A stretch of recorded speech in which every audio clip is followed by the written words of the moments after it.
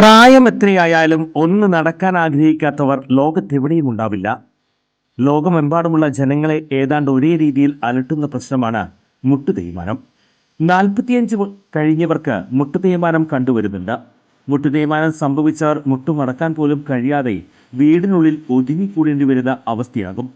അത്തരം രോഗികളുടെ ജീവിതം തന്നെ മാറുന്ന വിധത്തിൽ നൂതന സാങ്കേതിക വിദ്യ ഉപയോഗിച്ചുള്ള ശസ്ത്രക്രിയ പ്രചാരം നേടിക്കഴിഞ്ഞു. കൃത്രിമ മുട്ട് മാറ്റിവെക്കുന്നതിനായി സാങ്കേതിക വിദ്യ സ്വന്തം പരീക്ഷണാടിസ്ഥാനത്തിൽ കണ്ടെത്തുകയും അതിൽ വിജയം കാണുകയും ചെയ്ത വ്യക്തിയാണ് ഡോക്ടർ പ്രേംകുമാർ.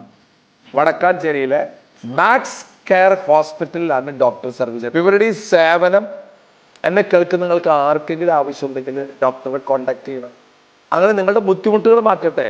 ഞാൻ എൻ്റെ ജീവിതത്തിൽ എത്രയും ചിന്തിക്കാറുള്ളൂ, ഞാൻ കാരണം ഒരു മനുഷ്യന്റെ ബുദ്ധിമുട്ടുകൾ മാറ്റാൻ പറ്റിയാൽ, എല്ലാ ബുദ്ധിമുട്ടും അവന്റെ മാറ്റാൻ നമുക്ക് പറ്റില്ല, ഒരു ബുദ്ധിമുട്ടെങ്കിലും മാറ്റാതെ രണ്ടെണ്ണം മാറ്റല്ലേ, രണ്ടല്ല രണ്ട് ബുദ്ധിമുട്ട് മാറ്റാം കേട്ടാ.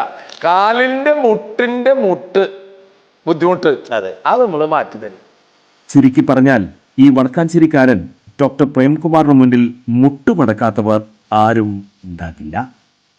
നെല്ലുവായി ധന്വന്തരി ക്ഷേത്രത്തിലെ സ്വർഗവാതിൽ വൈകുണ്ഠ ഏകാദശി നാളിൽ ഭഗവാനെ കണ്ടുതൊഴാൻ ആയിരക്കണക്കിന് ആളുകൾ നെല്ലുവായി ധന്വന്തരി ക്ഷേത്ര സന്നിധിയിലെത്തി.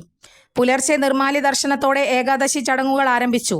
നാരായണീയ പാരായണം, സ്തോത്ര, പഞ്ചാശിക പാരായണം, പഞ്ചരത്ന കീർത്തനാലാപനം, തുടർന്ന് ഏകാദശി ഊട്ട്. പാചക വിദ്വാൻ ഗണേശസ്വാമിയുടെ നേതൃത്വത്തിൽ 15,000 പേർക്കാണ് ഊട്ട് ഒരുക്കിയത്. ഗോതമ്പ് ചോറ്, രസകാളൻ, പുഴുക്ക്, ഗോതമ്പ് പാൽ പായസം എന്നീ വിഭവങ്ങളാണ് ഊട്ടിൽ ഉൾപ്പെടുത്തിയിരുന്നത്. ഉച്ചയ്ക്ക് ആനയെ എഴുന്നള്ളിപ്പും കാഴ്ച ശീവേലിയും പഞ്ചവാദ്യവും മേളവും അരങ്ങേറി.